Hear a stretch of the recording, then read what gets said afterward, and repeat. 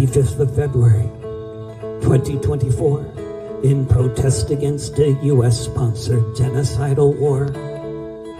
As bombs were falling and exploding all around, burning up the bodies of the children on the ground, huddling in tents and just waiting to die, this young man could no longer stand to hear the cries.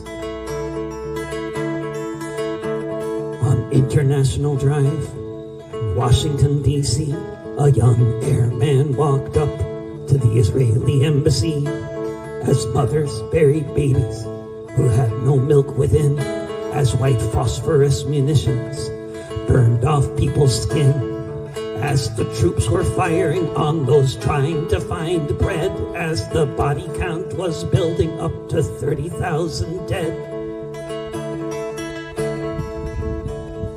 Dressed in his fatigues, there on Embassy Road, he announced into the camera this was where he'd meant to go. An act of desperation, and one designed to share the horrors of the crimes being committed over there, like a mirror to the world, so no one could look away from what's happening in Gaza every minute of each day. He stood in front of the building, as ready as he'd get, put his phone down so he could live stream it on the net. When he lit the fire on the day he chose to die, with no way to stop the slaughter, at least he had to try. As the flames rose up, yellow, red, and blue, did he look up at the cross and wonder what would Jesus do? The Secret Service came to point a gun at Aaron's face. The airman didn't move. He just stood in place.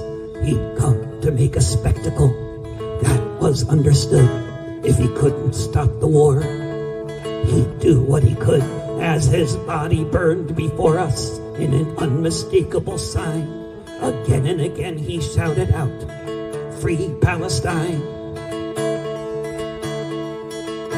On the 25th of February, 2024,